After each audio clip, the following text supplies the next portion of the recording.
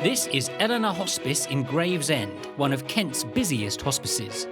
A registered charity, Ellenor provides treatment to over 2,500 people requiring care and support right across the county. The care that they deliver is free for people of all ages. 24 hours a day, 365 days of the year. I have my own little motto, and it's live life hard and fast and every day as if it's your last. You know, life is precious. When people realise they have a shorter time than they thought was likely, actually every moment matters. Their 200-strong staff and 600 volunteers are dedicated to making people's remaining days the best they can be. It's about just letting that person just leave the ward with dignity and respect. I'm sure every nursing profession cares, but there's something special about hospice. Hi. Ellenor also take their support and treatment right into people's homes. To have a really good cry is amazing. You may think a hospice is a place people come to die. Some people think as soon as you say the word hospice, that's the end of the road. But it's actually a place people come to live. There's a huge amount to offer. It is full of fun. It is full of laughter. You need to live life to the full. You don't know what's around the corner. So let's make the most of what we've got.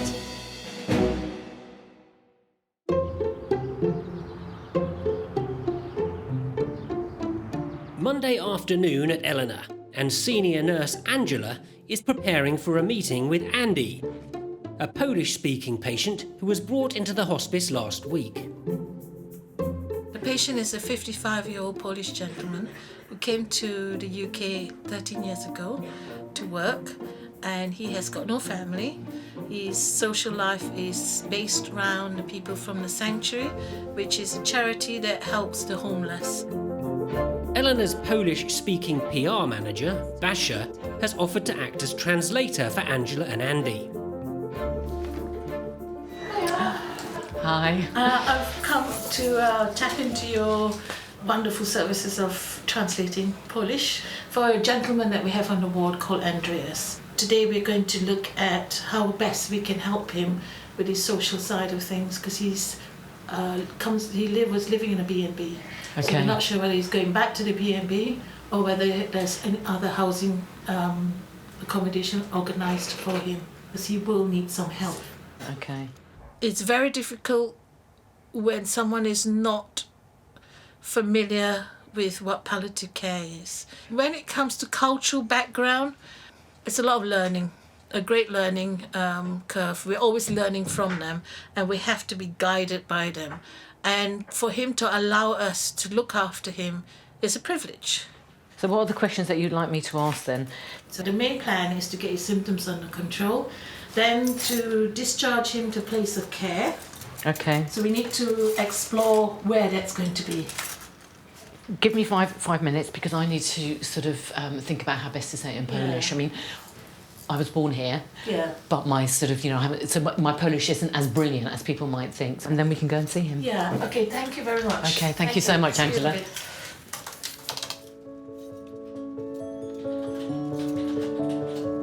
Well, I think it's questions that none of us really want to address, sort of at any stage of our lives, about death and dying.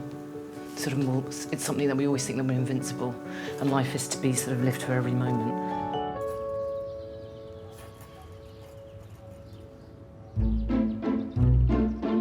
Dr. Russ Hargreaves is the head of wellbeing at Ellenor. He's about to interview a potential hospice volunteer, a volunteer who has a very special set of skills. So today I'm interviewing a potential volunteer called Zoe,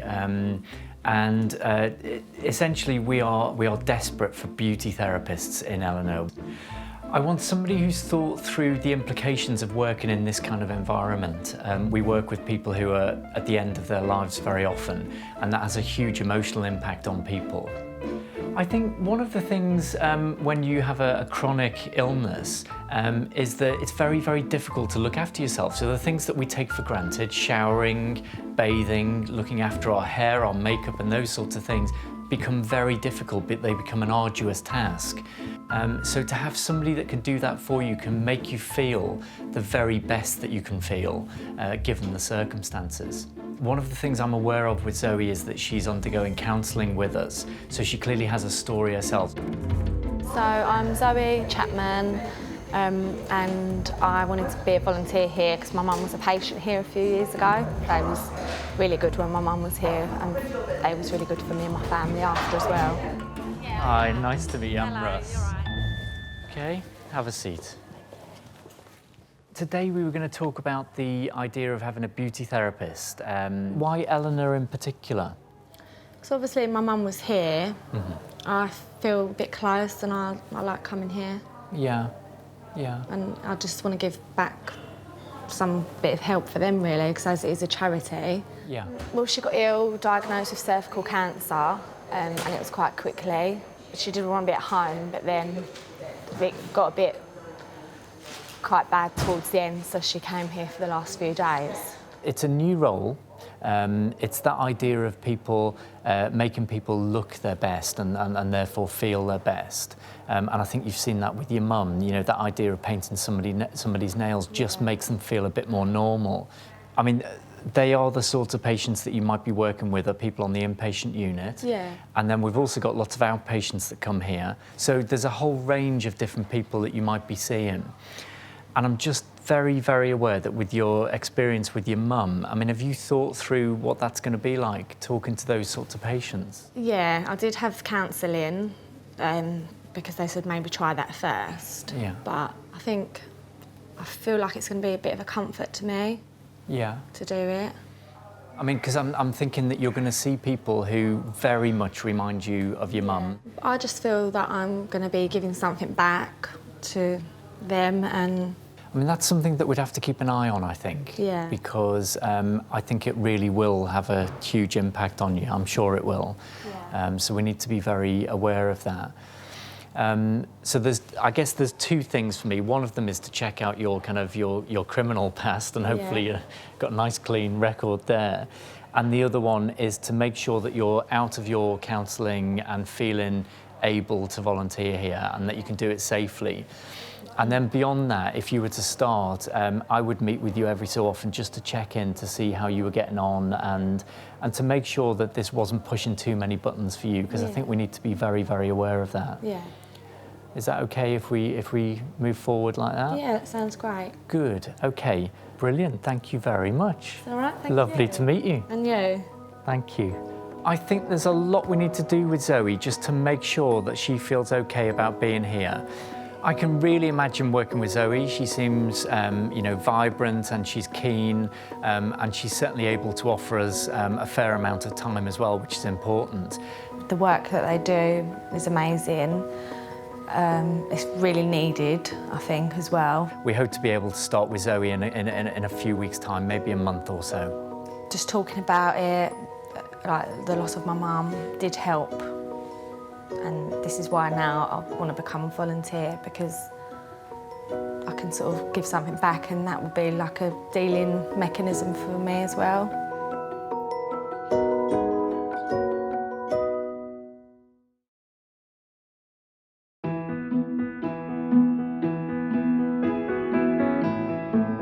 Much of the care Eleanor provides is carried out in patients' own homes. This afternoon, paediatric care nurse Kay Elliott will be going out on one of those home visits. Today we're going to go and visit Cameron Edmonds. He is an 18-year-old young man who has muscular dystrophy. He's only just celebrated his 18th birthday, so I'm sure he'll be able to tell us all about that. He is unfortunately, however, starting to deteriorate slightly with his condition because it is a degenerative condition. So Cameron is in a wheelchair because those muscles in his legs have now become too weak for him to support himself. And unfortunately, other muscles within the body will start to deteriorate. Cameron's had a few hospital appointments lately, and it would be good to find out exactly what's going on. I know that they haven't all been brilliant news, so it'll be good to be able to support the family and see where we go from here. Spending time with Cameron is always really interesting. He doesn't always have a lot to say himself, but that's fine. He definitely chooses what he wants to say to people. So I also need to hear about your 18th birthday, because Mum wouldn't even tell me before your birthday what was going to happen. So I know she had a few surprises up her sleeve. Where did we go? A film studio. A film studio? Mm-hmm. Gosh. Yeah. You were very secretive, Yeah. I have to say, Lisa. And what did they do when we came out at one for the special effects? What had they done? Done something. Put a banner on it. What did the banner say? Happy birthday. Happy 18th. And then what did they give you? Gave me some hats and balloon. Oh, And a badge. nice. Yeah, and a glass. And a glass. 18th glass as well. Oh, that was so nice, wasn't it? You had an amazing day. It just went on and on and on, didn't it? You had so many things going Surprises. on. Surprises. I bet you want to be 18 every year. So that was amazing, wasn't it? Sounds very exciting. So what's been going on since I last saw you then? Have you had a few hospital appointments and things? She's gone back now. Yeah? She's done all like the proper tests with him, Good, this, that and the other. good. And then she's gone back and she's referring him to a physio as well. So the physio that the referral's been made for now, that's to do with the throat and doing exercises that to is to do with that strengthen, and hopefully get strengthen a cough those assist, muscles. yeah. Yeah, and to get a cough assist. Yeah. How are you feeling about that, Cam? You're very good at just getting on with things, aren't you? So how are you feeling about how things are going at the moment, Lisa? If you'd have asked me that around the 18th birthday celebrations, I was a mess. He's my son, and suddenly he's 18 years old, and you know, it's a bit of a reality check, isn't it? I totally understand that. I thought that's kind of those kind of lines, what you were going to say, so. and you know, you've got to such a milestone, haven't you? Because Cam being 18 is a massive milestone, and to be as well as you are, Cam, you know, that's down to you and your family and all the wonderful care that you've had. So going forward, Lisa, then, we're going to try and get the cough assist in place. You've got advice about diet and things. Is that going to be quite easy to follow, do you feel? It depends on Cam. I'm relying on Cam to tell me when he thinks he's having a... when it's uncomfortable. Harder day and all that sort of thing. Sounds like you've had quite a time of it lately, really. You know, if you do want to talk to somebody, we can always provide that service as well. But that's a very personal thing to you, so... It was really good to see Cameron and his mum today, and knowing exactly what's going on with him and where he is at the moment on his journey with his muscular dystrophy will really help us to plan for the future and support this family to the best of our ability. Bye, Cam. Nice to see you today. And I'll see you soon, OK? Bye. Take care, Lisa. Keep in touch. Some of the families that we deal with are going through the most tragic event in their life. At the end of the day, we're all here for the children, and I just think it's such a privilege working with these families, and that's why I do it every day.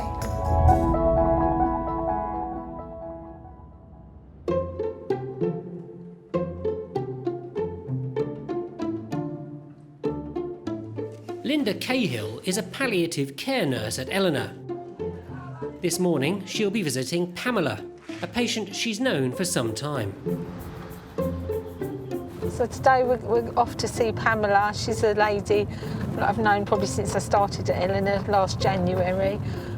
She's got rectal cancer. She's had numerous treatments, so this is sort of a catch-up because she's been in hospital recently, and just to see how she's doing before she restarts day therapy, hopefully next week.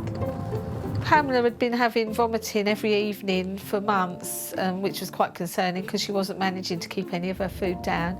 They've maybe changed her medications at the hospital. So Pamela's a lovely lady, very gentle. She lives alone. Unfortunately, her husband died at the Eleanor a few years ago.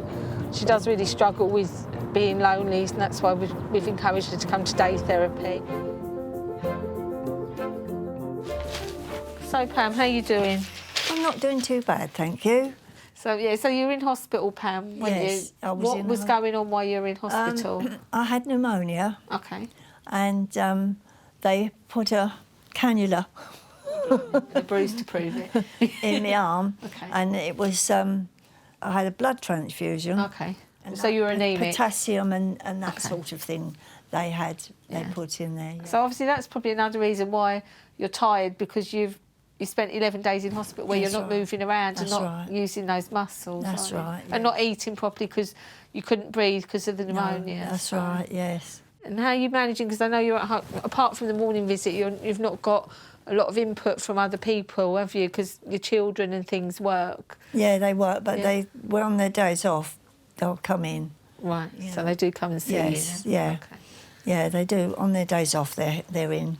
Yeah, I think Pam is a bit of a social being. She does like the interaction with other people, because I'm sure it's nice that her family come and visit, but then she likes outsiders coming in, like the befriender from the Eleanor. She really seems to get on well with her. And also she did mention she loves coming to day therapy as well, to have that interaction with other people.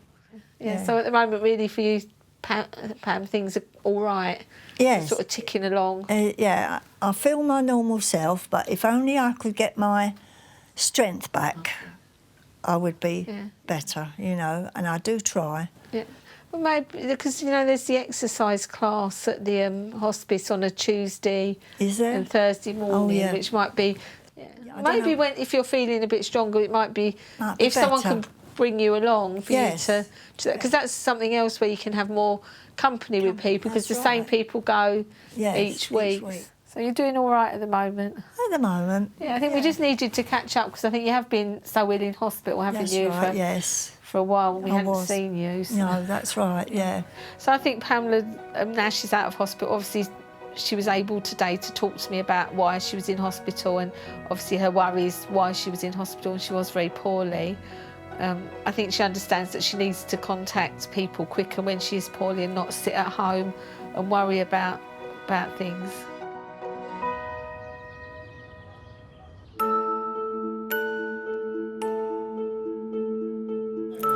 Senior nurse Angela and PR manager Basia are about to meet with Polish-speaking patient Andy, who has recently arrived at the hospice. Andy speaks very little English, so Polish-speaking Basia will translate. Andy is joined by good friend Colin, who volunteers at Sanctuary, a charity which helps the homeless. Colin has been concerned about how Andy is managing and wants to help him in any way he can. And Basia's going to translate, and then I might have to ask her questions too. Andreas, ile masz lat, proszę? 55. 55. A jak długo ty jesteś w Londynie teraz? I'm here at Ellenor because one of the chaps that was on the street 2 years ago is now in a bad state of health, cancer and cancer of the kidneys. He's had one removed and the other one's not too good. He's been here, he's 55 years old, he's been here for 13 years. He had an operation 4 years ago to remove one of the kidneys in the UK. Right. So currently he doesn't feel any pain, he was in pain beforehand. Okay. What we normally do here is we assess what your needs are, get you stabilised in your symptom management, and then we talk about going home. How do you feel about that? Tak, miałem mieszkanie przez 2 tygodnie z Kansilu, no ale trafiłem z powrotem do szpitala, no i teraz nie wiem, co z tym Colin teraz tym się zajmuje. I went in on the Friday and he said, can you call an ambulance? So now, that was Andrew dropping his guard down because he must have been in a real state. Powiedział, że się źle czuje. Ja mówię, ja w sobie to duszę. I think it's being Polish, you're very proud as a Polish person. Andrew was reluctant to tell me how his true feelings to do with his health. You know, I would go to him and say, how are you today? And he would say, fine. And I'd look at him and I'd think, no, you're not fine. He feels that by asking people for help. He's imposing on them, and he's not. I mean, that's what we're here to do, to help as much as possible. Przepraszam, to znowu? 7 dni się męczyłem. Tak. Dopiero na 8 dzień powiedziałem, żeby zadzwonił po karetkę. He said he felt terrible for 7 days, and it was only on the 7th day that he told Colin. No, tell him we are used to dealing with pain. We don't think any less of him by asking for help. It breaks our hearts to hear that, because 7 days, to go through 7 days is a long time. It must be agonizing, really agonizing. And I wanted him to know that it's not necessary to go through that. There are medications that we can help him with. That's the thing. I think he's a very bad man, and he doesn't want to. Don't be a burden. Doesn't want to be a burden on people. But I love the guy to pieces, you know, and nothing he says to me will be a burden. You know what I mean? I'm there for him, 100%, and you know, not for gain, not for any good gain. I'm there because I love the guy. You know? On chciałby panu pomóc tak jak wiele, jak on może. I dla niego to jest strasznie ważne, żeby pan mu powie, jak pan się czuje, jeżeli pomoc. On jest naprawdę przyjaciel. No i to ja rozumiem, ale dla mnie to już i tak nie ma.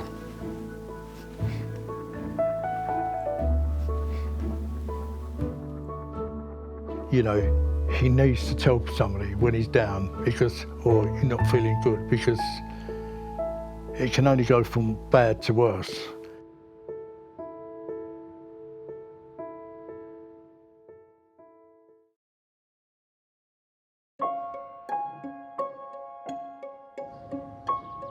At Eleanor, senior nurse Angela and PR manager Basha have been assessing the needs of Polish patient Andy. The meeting has highlighted the emotional connection between Andy and his friend Colin.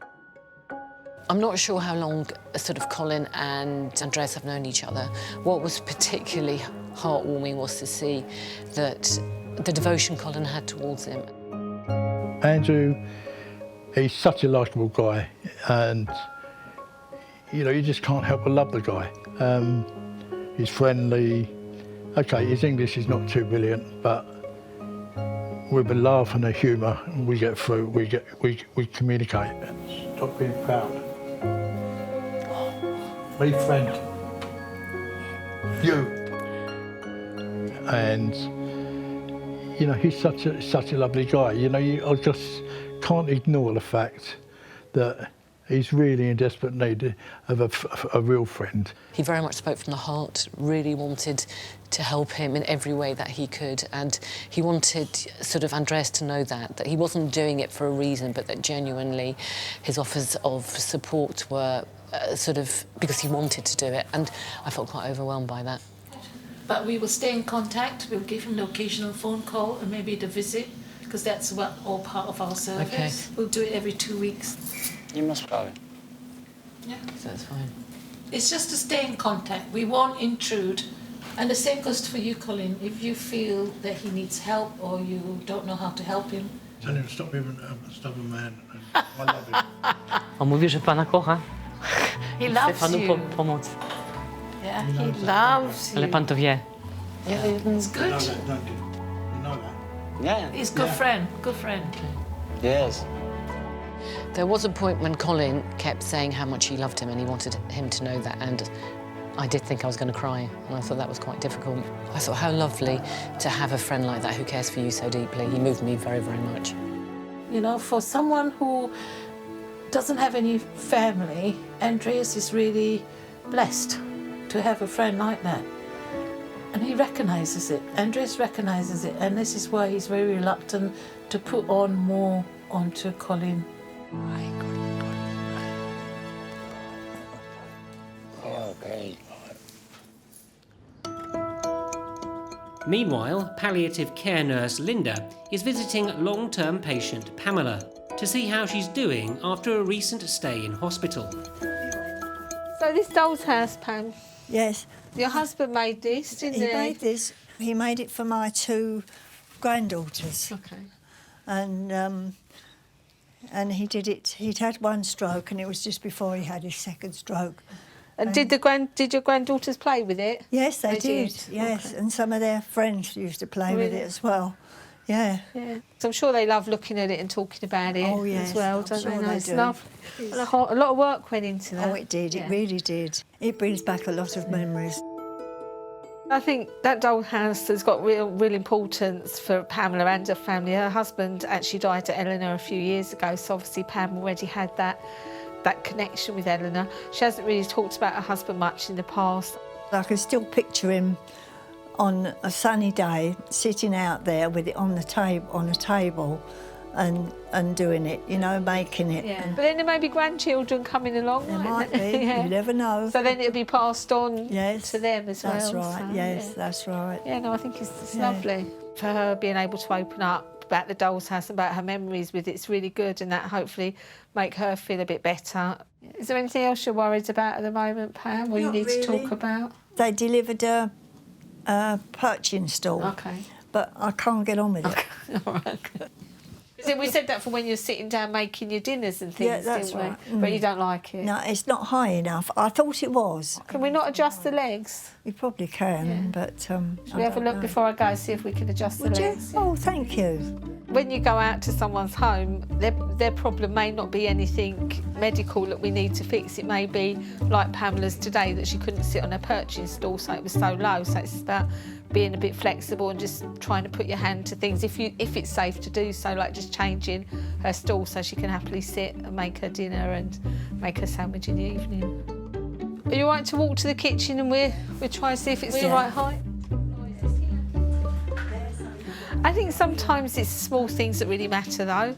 Me going out today and saying, oh, we'll fix it. Yeah, I think that little thing for her has got a big impact. Oh, that's better. So, that's better. There you go. Yeah, sorted. The small part of the thing you've done for that person that day is obviously really important. So it does make you think, actually, yeah, I am doing things right. Right, I'll see you next week, sweetheart. All right. Take care. Bye. Bye. I'll see you later. All right, bye.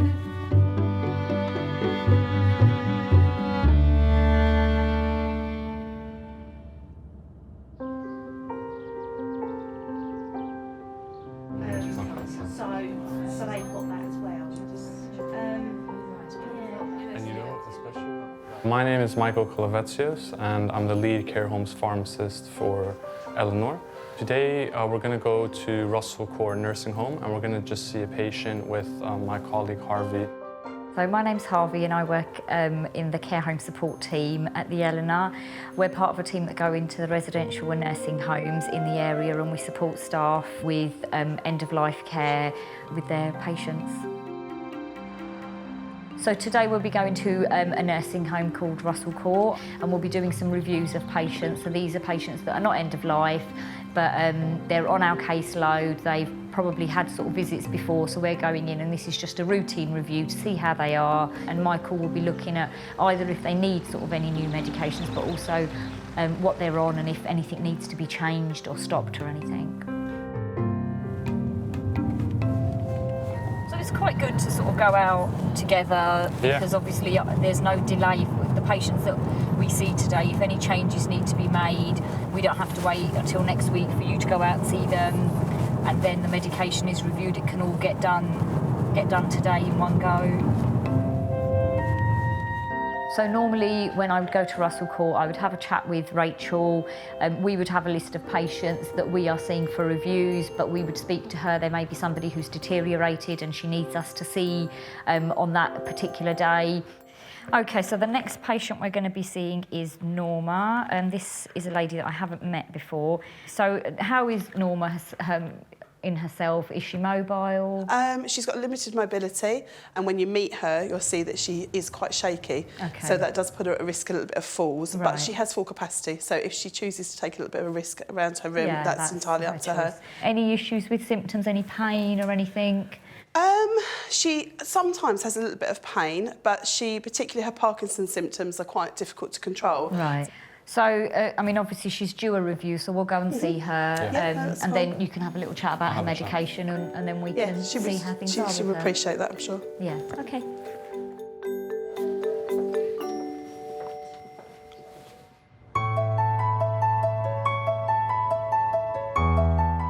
Petra Stoffel is Eleanor's music therapist. As well as running a Music for Wellbeing session at the hospice, she also visits patients at home. Music therapy is the clinical use of music and musical parameters like rhythm, melody, phrasing and structure to help people who live in challenging life circumstances. Today, Petra's going to visit a young patient named Jensen. I've come in at a time where Jensen had had a really difficult time in hospital, and the family were really concerned. Obviously, it was a very dramatic situation from what I understand, and Jensen is now in the process of rehabilitation, so recovering from what happened. And music therapy comes in as part of this rehabilitation.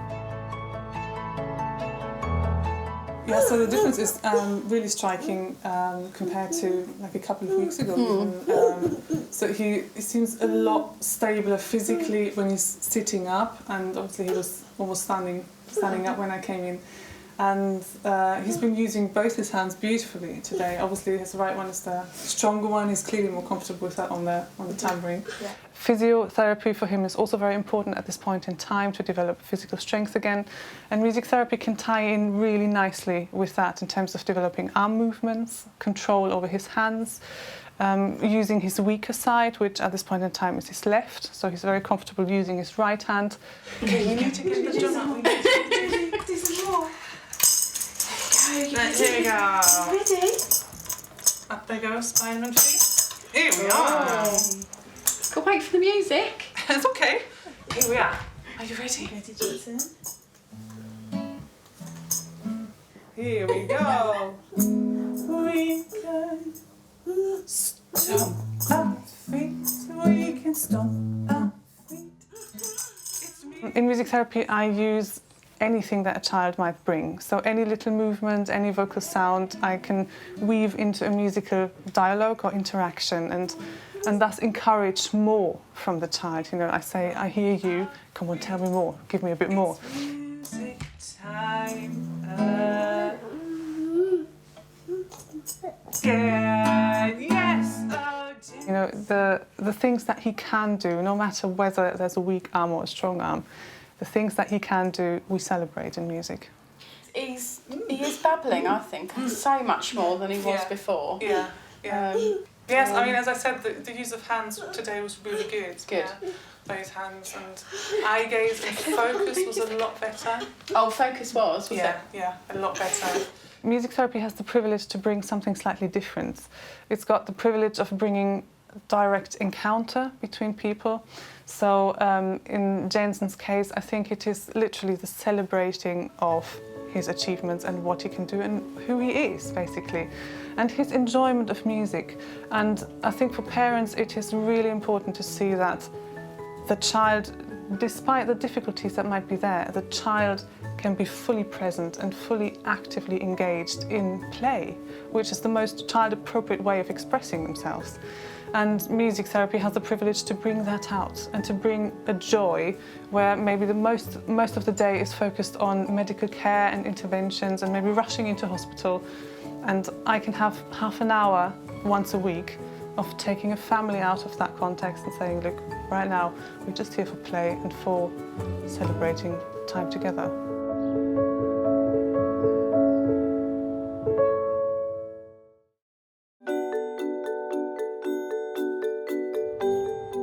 Friday morning, Eleanor pharmacist Michael and nurse Harvey are at a care home to see Norma, who receives regular visits from hospice staff.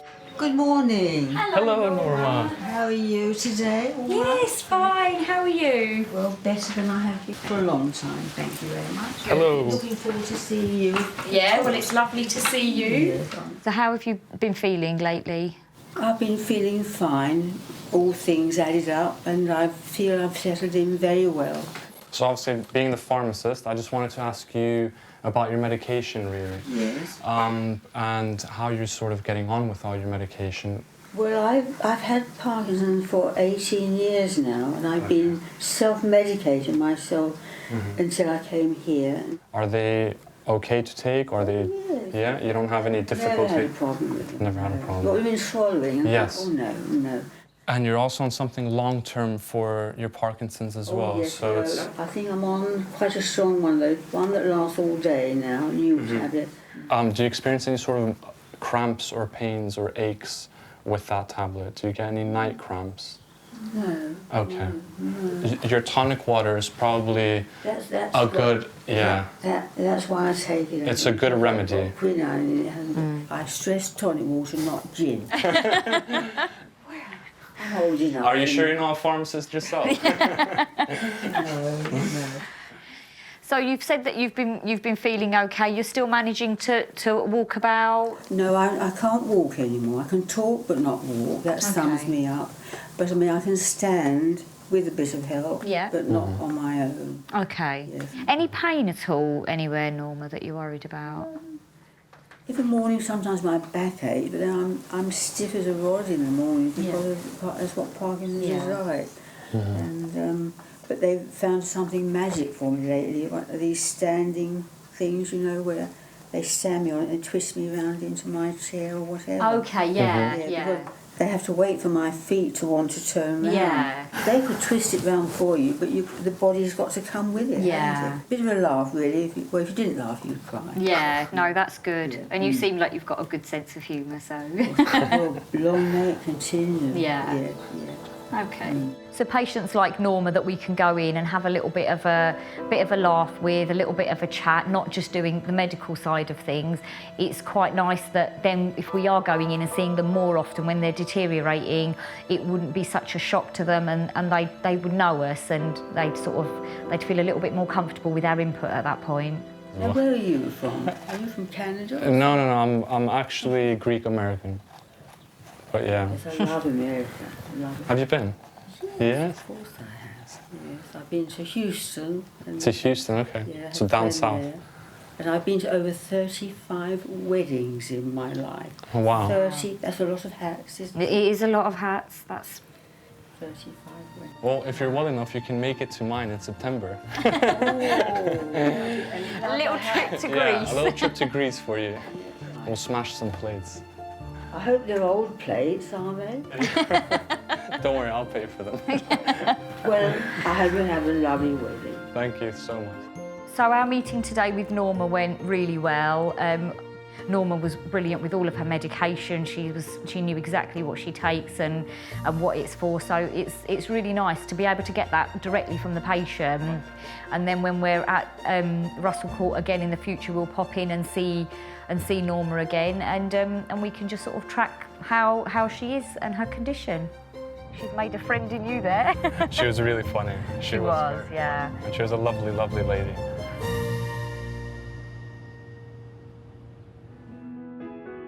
Back at Eleanor, the corridors are filled with the sound of music. Petra Stoffel is working with the day therapy patients in one of her weekly Music for Wellbeing classes. It's a busy class today with quite a few regulars in attendance, including Evelyn, who's been joined by her good friend Margaret, a volunteer at the day therapy unit. Music has the power to bring people together, full stop. So it's a way of connecting with another person and a shared bond that then builds through singing music together. The music does draw me. Yes, because you really like all the different things, don't you? Yeah. Smashing. And the music therapy is something, it's different, isn't it, to what you would have at home? Oh, yeah. And of course we sit such a long while without anything, don't we? We've got the telly, but that's not the same, is it? Evelyn is, she's very special. All of the patients are lovely, and Evelyn and I have developed a friendship through our church beliefs, and when singing started, she said, yes, she would like to go into singing, but she really just knew hymns and things like that. And I said, well, come and try it. And she just loves it because it lifts her spirits, and it lifts mine. How about Morning is Broken? Morning is broken. Everybody likes it. Oh, nice big words for letters for you.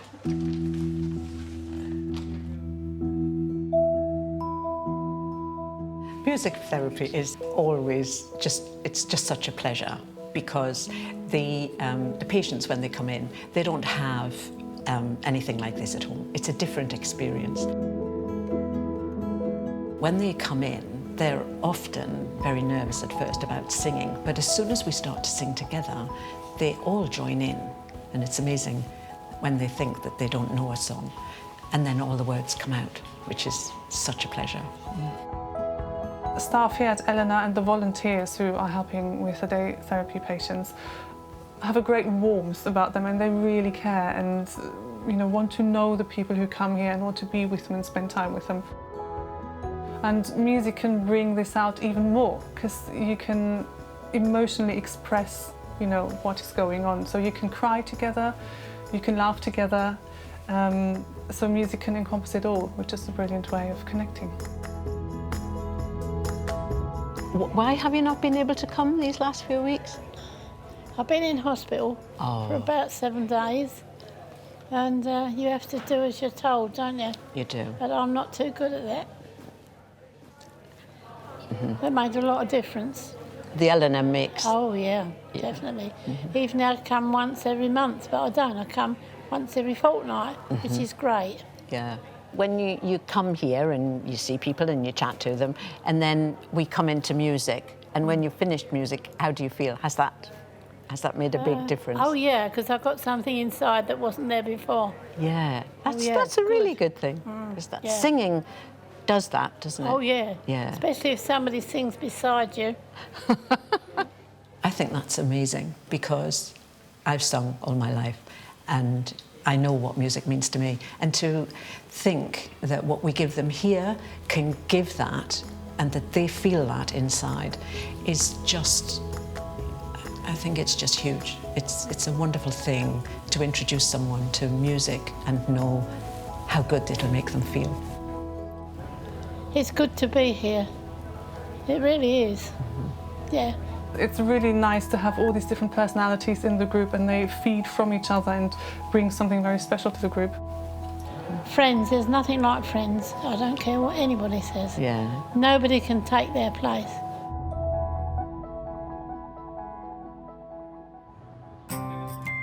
Friendships flourish at Ellenor. Andy and volunteer Colin have really connected during Andy's stay at the hospice. And there's good news for Andy. He's been discharged from the hospice and is now able to go back to the home that Colin and his team have helped arrange for him. I'll be there to welcome him home, to his place, his own place where he can be. He can do what he likes, put his feet up, dance, jig if he's got the energy, and whatever. Even better, Andy's new home is close enough for him to continue day therapy at Ellenor. You'll be pleased to know he's going to come to day therapy on Tuesday, and they have a Polish woman that attends as well, so they'll be able to strike up a friendship. We arranged for him to go home. That was one of the aims of him coming here. And also we've got the medications ready for him. So I'm passing all that information to day therapy, to the home care team, and Basha actually gave me a private number, which is how far individuals are willing to help. And when you come into an organisation like this, you realise that when people say working sort of the extra mile, they most certainly sort of do. And we try and make the time that people spend here as sort of comfortable as possible, and making the best of the, of the time that they have. And I'd like to think that when he leaves here, he will know that Ellenor, Colin, and other people will support him in every way that they can, and be reassured in that. Because it's not a 9-to-5 job, it can happen at any time that they will need their services. No, it's been a success. No, I'm pleased. He's going out after 5 or 6 days, which is marvellous to me. It points a picture of what Ellenor's like to me. It says, hey, we're here to help the guy, we're here to help somebody, to lift them up. He knows that there's people out there that are ready to, be there for him, to care for him. I think there's going to be a more open feeling between us, that he knows now, this guy really does care. The last few weeks have shown it. He's not just a hopeless case to me. He's somebody that I want to help, do what I can, and make his life more comfortable than what he has been through. I think he just wants to live from day to day now. And I just want to make those days the happiest of his life.